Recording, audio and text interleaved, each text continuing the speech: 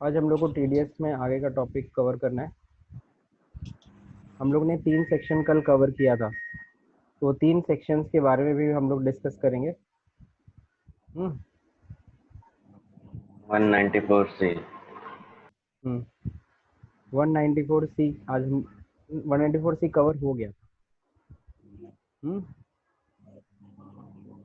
194 सी contractor सब contractor हाँ तो हो गया 194 ए भी लास्ट हो ईयर गया ही था, पढ़े थे 192 भी हो गया था। 192 सैलरी के लिए था। 192 सैलरी का था। फिर दूसरा था आपका क्या नाम है 194 ए जो इंटरेस्ट का सेक्शन था। 194 194 ए सी इंटरेस्ट हाँ 194 सी जो कॉन्ट्रैक्ट का था। कॉन्ट्रैक्टर्स के लिए तो ये हम लोगों ने कवर कर लिया था।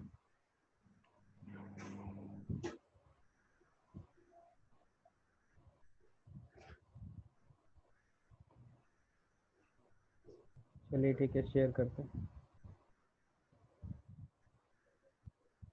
ओके, सो अब जो देखिए यहाँ पे 194 सी तो होम ये सब हो गया है। टीडीएस एग्जाम्पशन दे रखा है, ये हम लोग को पढ़ना था 194 H, that is commission and brokerage. TDS on from commission और ब्रोकरेज, इसका है सेक्शन है 194 एच। अब देखो 194 एच कहता क्या है। सबसे पहले बाय होम, यानी कि हम लोग को ये टीडीएस में पढ़ रहे थे किसके द्वारा ये काटा जाता है। तो जाहिर सी बात है एनी पर्सन अदर देन, लेकिन कौन नहीं होने चाहिए, आप एचयूएफ नहीं होने चाहिए, इंडिविजुअल नहीं होने चाहिए, होज अकाउंट्स आर नॉट ऑडिटेड। अगर तुम्हारा अकाउंट्स ऑडिटेड नहीं होता है तो जाहिर सी बात है not required to be audited, तो आप टीडीएस नहीं काटिए, आपको काटने की कोई ज़रूरत नहीं है। यानी टीडीएस कौन काट सकता है, एनी पर्सन, बस वो क्या ना हो, इंडिविजुअल ना हो, एचयूएफ ना हो। और अगर आप ऐसे इंडिविजुअल या एचयूएफ है जिनका अकाउंट्स ऑडिट होता है, तब फिर ऐसे केस में अगर आपका अकाउंट्स ऑडिट हो रहा है तो ऐसे केस में आप फिर टीडीएस काट सकते हो। ठीक है। Responsible for payment of commission and brokerage, अगर तुम कमीशन का पेमेंट कर रहे हो, ब्रोकरेज का पेमेंट कर रहे हो, है ना।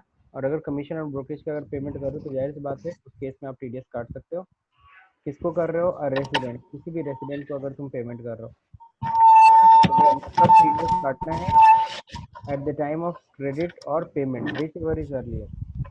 ब्रोकरेज या कमीशन का अमाउंट जब तुम क्रेडिट करते हो या फिर कह लो पेमेंट करते हो, जो दोनों में से पहले, है ना। अब यहाँ पे देखो रेट कितना है। कमीशन एंड ब्रोकरेज के ऊपर जो टीडीएस का रेट है वो कितना है, वो 5% है। No surcharge and education cess, इसके अलावा कोई सरचार्ज या एजुकेशन सेस नहीं चार्ज किया जाएगा। ठीक है, तो ये सिंपल सा केस है। If the recipient does not furnish pan, tax is deductible 20%। अगर आप फर्निश नहीं करते हो ना, एक मिनट, साउंड की आवाज़ आ रही है, साउंड की आवाज़ आ रही है क्या आप लोग को, क्यों? No sir. नहीं ना, नहीं सर। चलो ठीक है, तो नो सर अब देखो eight the time of credit, हाँ सॉरी, 5% रेट से टीडीएस कटेगा। If the recipient does not furnish PAN, अगर वो पैन नहीं फर्निश करता है, टैक्स इज डिडक्टेबल 20%, ये हम लोग पहले भी जानते थे। अब देखिए यहाँ पे टीडीएस एग्जाम्पशन लिमिट, टीडीएस की एग्जाम्पशन लिमिट क्या है ये हम लोग को समझना था। TDS to be deducted where the amount credited और पेड एक्सीड्स 15,000, तो लिमिट कितनी है, 15,000 है। सत्यम तुम अपने बुक में भी चेक करते रहना, यस सर क्या बस बुक है ना। 15,000 हाँ ठीक है, तो यहाँ पे देखो TDS to be deducted where the amount is credited और पेड एक्सीड्स 15,000, अगर 15,000 से ज़्यादा होता है तो ऐसे में टीडीएस कटेगा। Payment for professional services is not covered by section 194H but covered by section 194J। अगर क्या हो रहा है, कोई भी प्रोफेशनल सर्विस है नहीं है, payment of professional service is not covered, sorry, अगर कोई भी प्रोफेशनल सर्विसेज अगर किस में नहीं आता है, अगर 194H में नहीं आता है बट कवर्ड इन 194J, कई बार आप ऐसा देखोगे 194J आगे है फी फॉर प्रोफेशनल वाला, है ना। तो अगर कोई प्रोफेशनल सर्विसेज वाला है तो जाहिर सी बात है वो तो प्रोफेशनल सर्विसेज में चला जाएगा, 194J सेक्शन में चला जाएगा। आइदर वो किस में आता है 194H में। Element of agency is must, ये ज़रूरी है कि वहाँ पे कोई ना कोई एजेंसी हो। भाई कमीशन ऑन ब्रोकरेज किसको दोगे, एजेंट्स को कमीशन, भाई एजेंट्स को ही तो कमीशन दिया जाता है, तो सामने कोई ना कोई एजेंसी होनी चाहिए या एजेंट होना चाहिए। Commission receive by a travel agent from airlines is liable to TDS. बहुत सारे ट्रैवल एजेंट होते हैं, जब ट्रैवल एजेंट आ गए, जाहिर सी बात है ट्रैवल एजेंट हो गए, जितने भी एयरलाइंस की बुकिंग होती है, रेलवे की बुकिंग, वो अपना कमीशन पे काम करते हैं, तो वहाँ पे भी टीडीएस एप्लीकेबल है। डिस्काउंट ऑन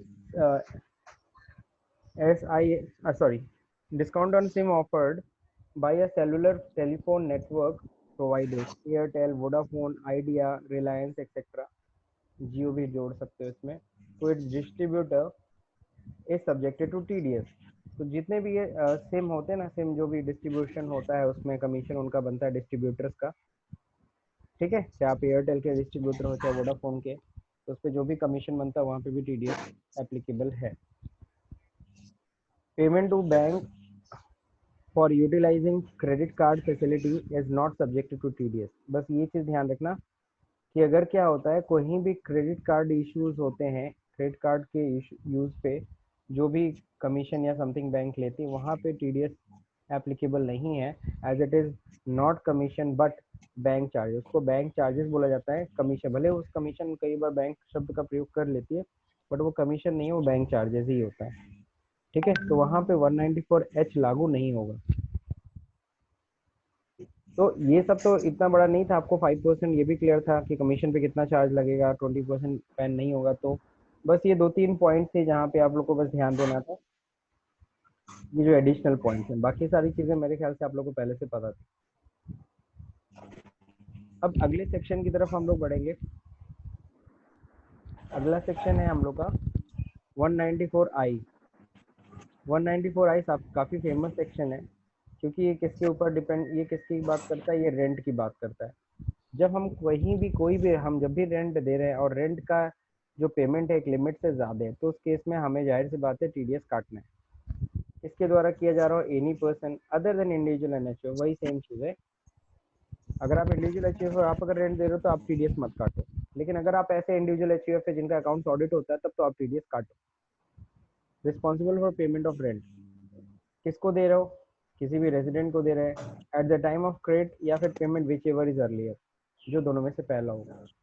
2% टीडीएस तब काटना है जब प्लांट और मशीनरी और इक्विपमेंट्स के ऊपर रेंट अगर तुम ले रहे हो, दे रहे हो। तो अगर मैंने प्लांट को या मशीन को या कोई इक्विपमेंट अगर हमने रेंट पे ले रखा है, मैं क्या दे रहा हूँ, मैं उसका रेंट पे कर रहा हूँ, तो जाहिर सी बात है उस केस में क्या होगा, उस केस में मैं टीडीएस काटूंगा 2%। लेकिन अगर मैं लैंड, बिल्डिंग, फर्नीचर का या फिटिंग्स का मैं रेंट दे रहा हूँ, तो उस केस में टीडीएस में किस रेट से काटूंगा, 10% की रेट से टीडीएस काटूंगा। If the recipient does not furnish PAN, अगर रेसिपिएंट क्या नहीं फर्निश करता, पैन फर्निश नहीं करता, टैक्स इज डिडक्टेबल 20%। तो टैक्स कितने रेट से डिडक्टेबल है, 20% के रेट से। If the recipient does not furnish pan, ये चीज़ ध्यान रखना। तो इसमें मेरे ख्याल से कोई खास पॉइंट तो यहाँ पे मिला नहीं आपको, ये तो आपने पहले से पढ़ रखा है। सवाल उठता है सर यहाँ पे क्या है, TDS exemption limit, TDS to be deducted where the amount credited paid exceeds 1,80,000। यहाँ पे लिखा है 1,80,000, 2,40,000। लेकिन अब बढ़ के हो गया 2,40,000, बिल्कुल सही। ठीक है, तो ये जो अमाउंट है,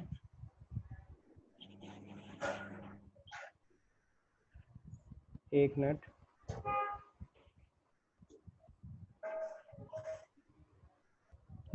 अब है कनेक्टेड नहीं है क्या, है तो कनेक्टेड।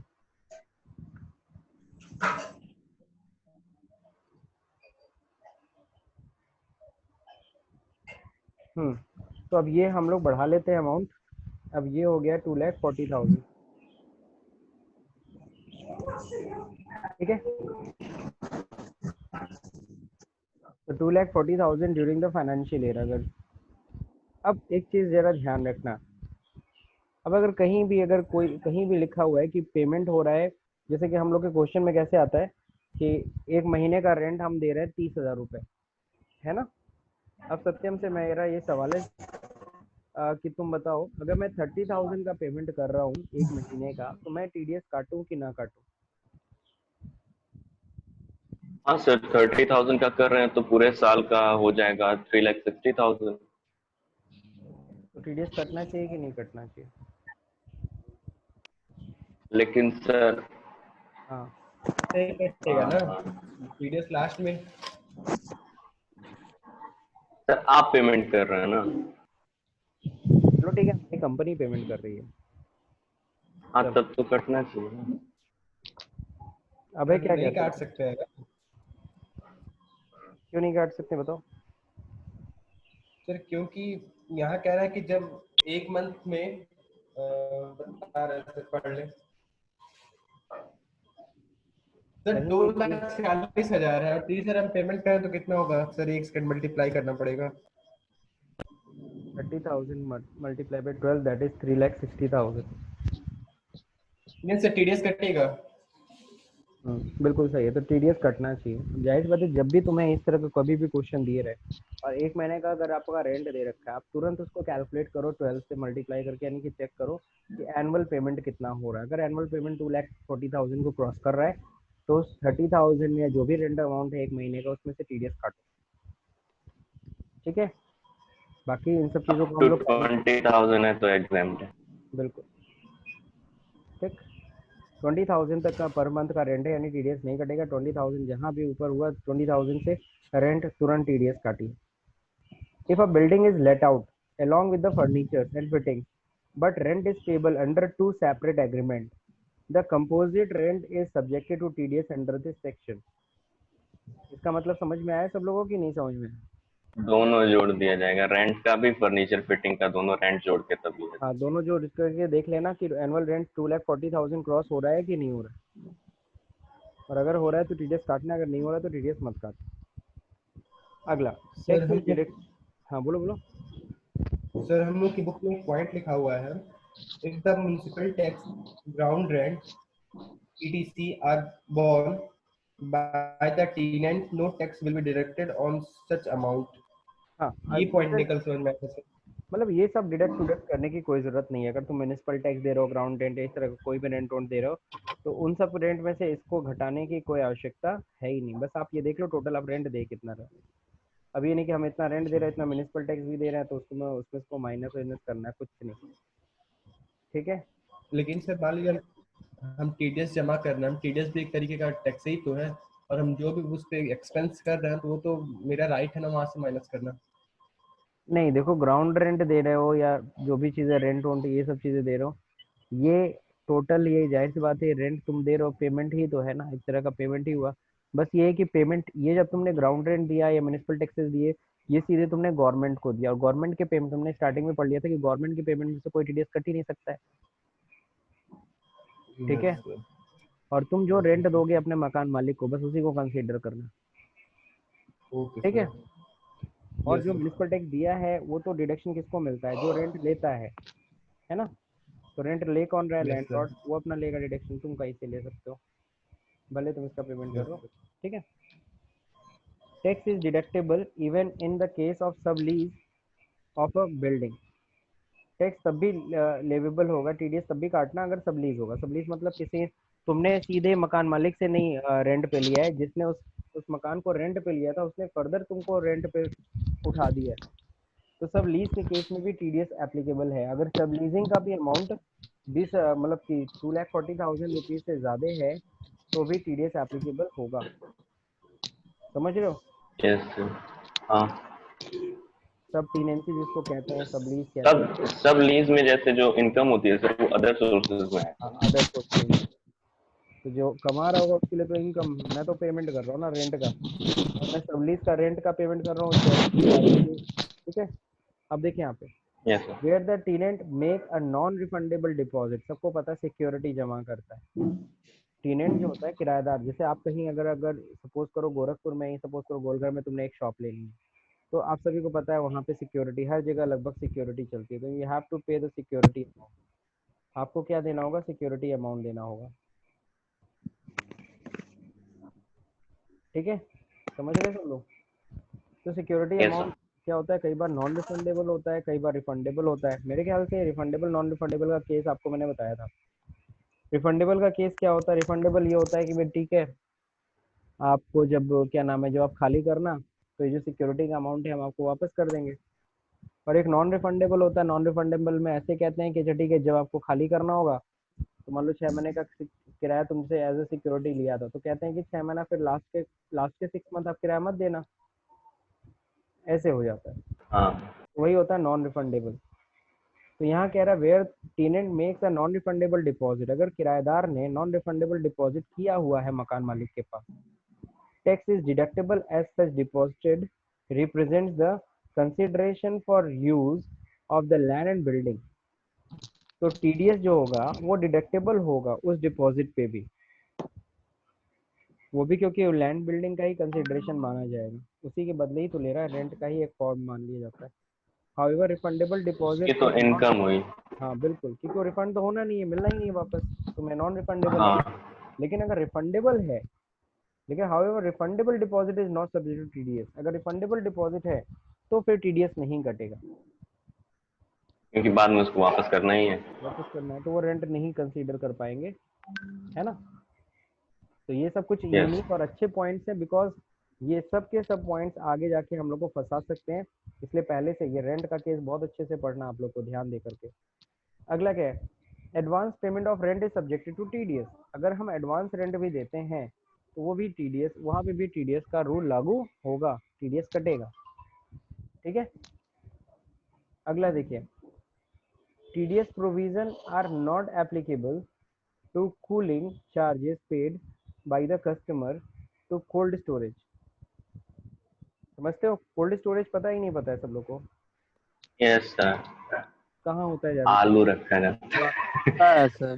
मतलब किसानों के लिए बिल्कुल होता सही, है। खासकर कोल्ड स्टोरेज मेरे यहाँ किसानों रखा के है। लिए होता है, प्लस कोल्ड स्टोरेज, है ना।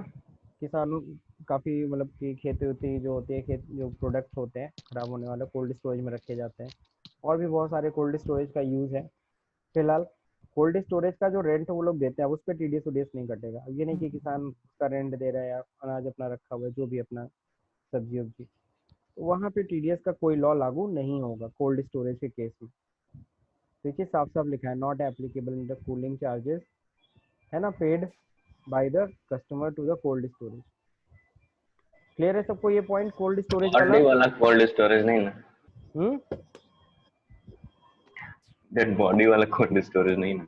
नहीं नहीं, वो सब नहीं, तुम तो सर मॉर्चरी हेलो बोलते ना उसको। बोलो। सर, मेरा कनेक्ट हाँ नहीं हो रहा। हम्म सर मेरा प्रॉपर तरीके से कनेक्ट नहीं हो रहा है, बार बार डिस्कनेक्ट हो जा रहा है। यानी तुमने दिल से कनेक्शन नहीं किया था आज, नहीं सर, आज सर्वर तुम्हारा मन डाउन नहीं है। है पढ़ने का। नहीं सर। सर आज अब तो बीच अभय बीच में बोल आवाज रहा है। गायब हो जाती है। अच्छा लग रहा है मेरा तो नहीं गायब हो रहा। नहीं सर नहीं आप ही हुआ। की तो क्लास है जो अच्छे से करते हैं, मतलब दोनों क्लास अच्छे से करते अरे हैं, लेकिन दादा, आपकी ज्यादा अच्छे ये से लाइन मतलब करते हैं। कहना कभी क्या चाह गलती रहा? से मत बोला करो, गलती से मत बोलना ये सब लाइनें। सर जो रिकॉर्डिंग हो रही।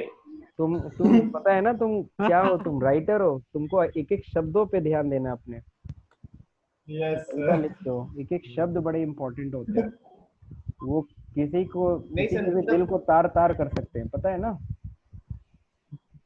Yes sir, yes sir. शब्दों का चयन। शब्दों का चयन। चलिए अच्छा ठीक, चलो ठीक है। वैसे रिकॉर्डिंग कर रहा हूँ, रिकॉर्डिंग अपलोड हो रही है, सबको पता है, यूट्यूब पे कंटिन्यूअस में अपलोड कर रहा हूँ, दिख रहा है सब लोग को ना। Yes sir. Yes sir. ठीक है यूट्यूब पे? अपलोड, हाँ यूट्यूब पे मैं सब अपलोड कर दे रहा हूँ, ये सारे जो क्लासेस हैं, और आप वहाँ से भी अच्छा। आप देखिए, क्योंकि क्या हो रहा है कि हम लोग जब लंबा ये वीडियो कर रहे हैं ना तो काफ़ी लंबा हो जा रहा है, उसको कन्वर्ट करने में बड़ा दिक्कत हो रही है, नहीं समझे, बहुत टाइम टेकिंग हो रहा है वो, इसीलिए सबसे अच्छा यूट्यूब पे अपलोड करो, वहाँ कोई इसका रिस्ट्रिक्शन नहीं होता ना स्टोरेज का, तो इसलिए आराम है। यस। तो सारी क्लासेस सर हैं कोई कंपटीशन कंटिन्यूअस करवाने जारी। वाले थे ना? हाँ आज है ना कोई जीएसटी का, कंपटीशन करवाने वाले थे? आज है जीएसटी का कंपटीशन। सर जीएसटी का? जीएसटी का है। यस सर, वो तो है। और तो सब टीम लोग को है देख ना लीजिए। सर? 15 को है? आज है। आप नहीं सर, 15 को आज है, आज है। 15 को डीटी है। अच्छा जीएसटी भी दे देना, कोई दिक्कत नहीं है, जीएसटी उतना तो पड़े ही टैली में, देखना कितना हाँ सर। कर ले रहा हो। ओके, वापस टॉपिक पे आते हैं। Yes, if sir. there is a if the municipal tax, ground rent etc are borne by the tenant, अगर म्यूनिसिपल टैक्स या ग्राउंड रेंट आर बॉन्ड, ये तो हम लोग पहले ही पढ़ लिए, not tax will be deducted on such amount, तो उस अमाउंट के ऊपर टीडीएस वीडीएस नहीं डिडक्ट होगा। ठीक है, यहाँ स्पेलिंग गलत है, सही कर दे रहा हूँ, not deducted on such amount. ठीक है, अब देखिए अगला क्या है, payment made to hotel accommodation taken on a regular basis is subjected to the TDS under section 194। ये क्या भाई 194 आई। ठीक है, तो ध्यान रखिएगा, अगर हम किसी होटल में कंटिन्यूस रुक रहे हैं और वहाँ का भी रेंट अगर एक लिमिट को क्रॉस कर रहा है, जाहिर सी बात है, तो जाहिर सी बात है वहाँ पे भी टीडीएस का रूल एप्लीकेबल होगा। अगर उस होटल का भी रेंट अगर सपोज करो 2,40,000 क्रॉस करे, तो बिल्कुल वहाँ पे भी आपका टीडीएस का रूल लागू हो जाएगा, वहाँ पे भी टीडीएस डिडक्ट कर रही है। If there are a number of payees, each having definite and ascertainable shares in the property, the limit of 2,40,000 will apply to each of the separate मतलब each separately। जैसे फॉर एग्जाम्पल कोई property है, property में 3 हिस्सेदार है A B C, तो ध्यान रखिएगा, तो तीनों का भाई वो जो भी प्रॉपर्टी है उससे रेंट आ रहा है, तो अब तीनों के हिस्सेदार में ए का अलग 2,40,000 लिमिट है, बी का अलग 2,40,000 लिमिट हो जाएगी, और सी का अलग 2,40,000 लिमिट होगी। यानी मैंने अगर ए को पेमेंट किया 2,40,000 से ज़्यादा, तो मैं टीडीएस काटूंगा। मैं बी को अगर पेमेंट कर रहा हूँ 2,40,000, तो मैं उस केस में टीडीएस काटूंगा, है ना। तीनों का सेपरेटली 2,40,000। और अगर मैं सपोज करो मैं तीनों को पेमेंट करता हूँ मिला करके, सपोज करते हैं 6 लाख। कितना है, नहीं 30,000 में पेमेंट करता हूँ, 10,000 मिस्टर ए के नाम पे, 10,000 मिस्टर बी के नाम पे, 10,000 मिस्टर सी के नाम पे। सर मंथली सर यहाँ 1,80,000 होगा सर। 1,80,000 नहीं, अब 2,40,000 है ना लिमिट। नहीं सर, यहाँ जो हमारी बुक में जो नई न्यू वाली बुक में सर 180 दिया है, वही तो हम भी अभी देखे। मिस कर दिया होगा उसने एक्चुअली। नहीं सर, यहाँ लिखा हुआ है if there are a number of pay each have defined definite distributable share in 240 the ही होगा property। वो, देखो 180 वो हो चुका है ना, 180 को बढ़ा के इन्होंने लिमिट को बढ़ा के 2,40,000। ये समझाने की कोशिश कर रहा है, जैसे मान लो कोई प्रॉपर्टी थी, अब मैं उस प्रॉपर्टी को रेंट पे ले रखा था, मैं 30,000 पेमेंट करता था, मान लो फादर थे उनको पेमेंट करता था, तो 30,000 के हिसाब से तो 3,60,000 3,60,000 रुपये हुआ, तब तो मैं टीडीएस काटता था उनका, है ना। लेकिन अब जैसे और फादर की डेथ हो गई, फादर की डेथ के बाद क्या हो गया, वो जो प्रॉपर्टी वो 3 हिस्सों में बढ़ गई, ए बी सी 3 बच्चे उनके। अब क्या मैं पेमेंट मैं कर रहा हूँ वही सेम 30,000, लेकिन अब क्या हुआ है, चूंकि प्रॉपर्टी तीनों में बढ़ गई, तो ये तय हुआ है कि जो रेंट का पैसा है वो 10,000 करके मैं तीनों को पेमेंट किया करूँ। 10,000 का चेक मिस्टर ए के नाम पे, 10,000 का चेक मिस्टर बी के नाम पे, 10,000 का चेक मिस्टर सी के नाम पे मैं काटा करूँ, तो मैं अब टीडीएस नहीं काट पाऊंगा। टीडीएस में नहीं काटूंगा, क्यों? क्योंकि तीनों की लिमिट अलग अलग है, तीनों की अलग अलग लिमिट 2,40,000 इसलिए। ठीक है, बाकी इस चीज़ को तुम नेट पे सर्च कर लेना, बाकी मेरा जहाँ तक है क्लियर है, यही है। ठीक है Satyam, yes sir. Getting my point, समझ में आया है कि नहीं आया समझ में? हाँ हाँ, तो ये 240 रहेगा। हाँ 240 ही है, और तीनों के लिए हो गया, तीनों का अलग अलग एग्जेम्पशन लिमिट है मतलब ना। एग्रीगेट नहीं लेंगे, ना एग्रीगेट सेपरेट नहीं पेमेंट। करते, हाँ सेपरेट। एग्रीगेट तब था जब उनके फादर थे, जब अकेले एक ही इंजीनियर के नाम पे चेक बनता था। अब क्या हुआ, चूंकि प्रॉपर्टी बच्चों में बढ़ गई तीनों में, यस अब सर। तीनों का अलग अलग लिमिट देखना होगा। क्या मैं तीनों को, अगर मैं तीनों को मैं पेमेंट कर रहा हूँ 30,000 का पेमेंट कर रहा हूँ, मान लो 90,000 का पेमेंट है रेंट का और 30,000 करके, तब तो भाई तीनों में से टीडीएस कटेगा। ठीक, अब यस है सर।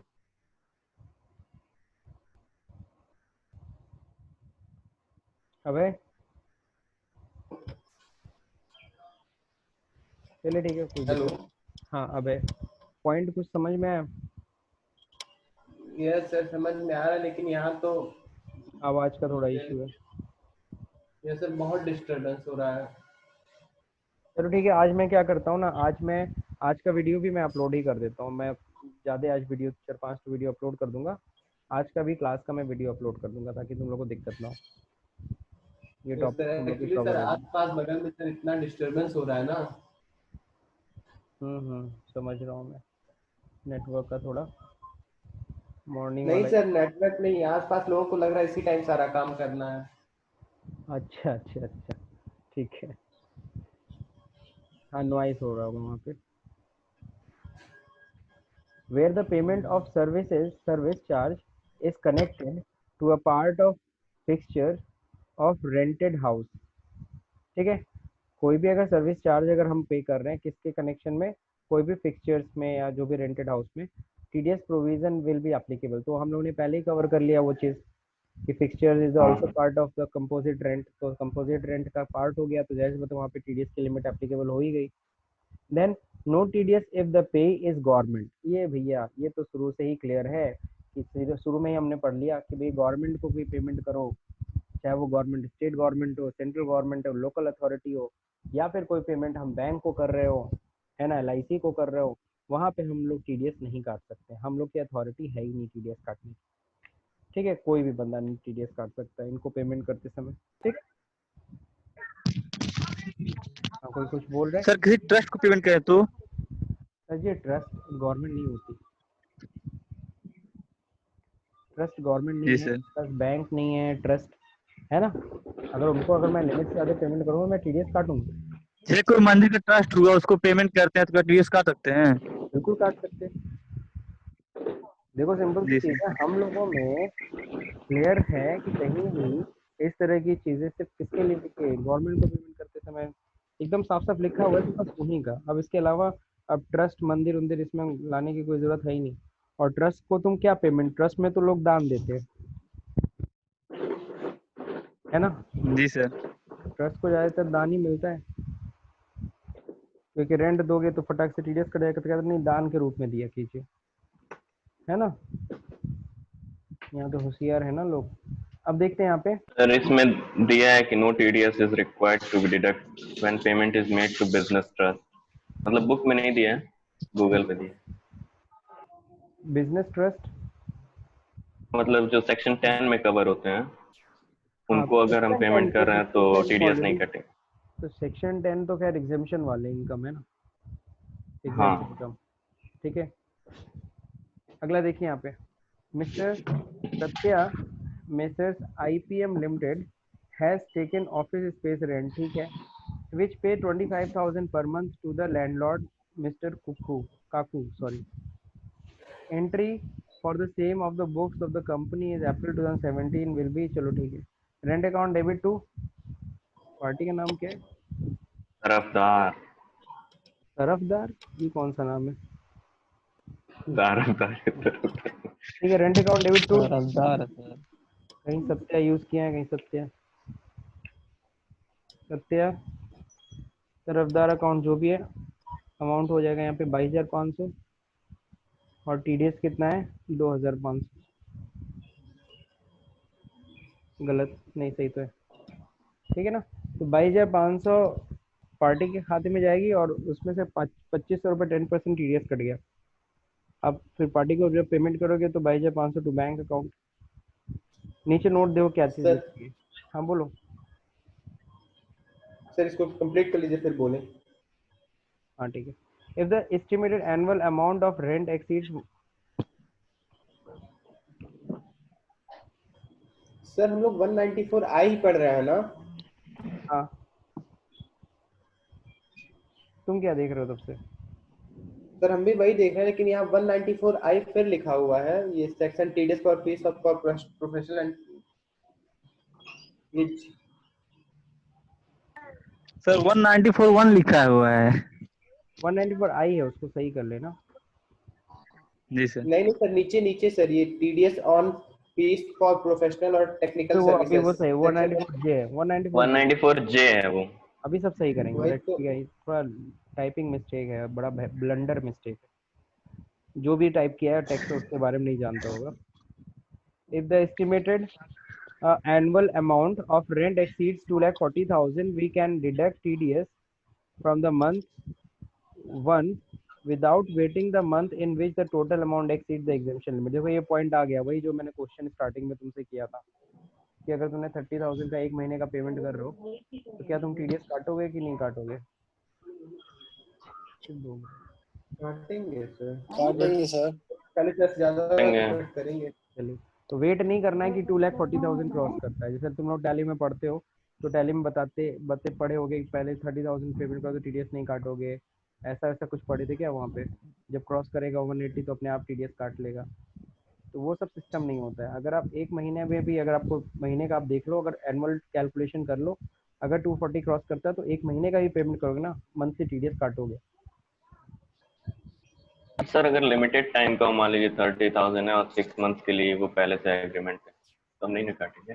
नहीं, अगर सपोज करो सिर्फ 2 ही महीने का कहीं प्लांट तुमने ले रखा है, 2 महीने का रेंट प्लस प्लांट का देना है और टोटल मिलाकर अब तुम महीने का ही पेमेंट 45,000 है, लेकिन 2 ही महीने है तो 90,000 हुआ, तब तुम पेमेंट, तब तुम TDS नहीं काटो, समझे? Yes sir. सर तब TDS नहीं काटो। हाँ बोलो। सर यहाँ हम लोग इसमें पढ़ रहे हैं सर कि जितना भी रेंट हम लोग पेड करते हैं उस पर हम लोग टीडीएस चार्ज करते हैं। तो बुक में तो इसमें लिखा हुआ warehousing charges will attract TDS provision under section 194I। Housing finance,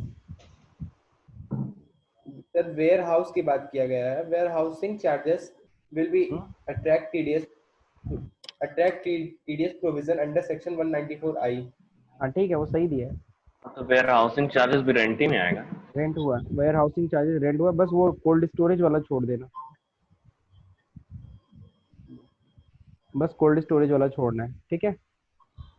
तो ये हम लोग का 194I कंप्लीट। लेकिन 194I में देखो काफ़ी लोचा था।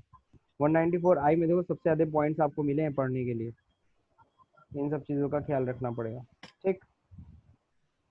अब नेक्स्ट, ये सबसे ज़्यादा इंटरेस्टिंग क्यों है? क्योंकि ये सबसे ज़्यादा आप फेस करते हो, है ना? आप भी जा करके कल को प्रोफेशनल बनने वाले हो। तो TDS on fees for professional and technical services के बारे में हम लोग बात करेंगे। इसके लिए जो सेक्शन है 194J है। जे का मतलब जेंटलमैन, हालांकि जेंटलमैन में स्पेलिंग जी से होता है, लेकिन जे से हम लोग जेंटलमैन लेके चल जाते हैं। जैसे 194C फॉर कॉन्ट्रैक्टर है ना? 194I है, 194I को मैं ऐसे याद रखता हूँ, टीनेंट है, टीनेंट में हाईलाइट होता है आई ना, टीनेंट, तो इसीलिए Yes. 194I रेंट का मैं ले लेता हूँ।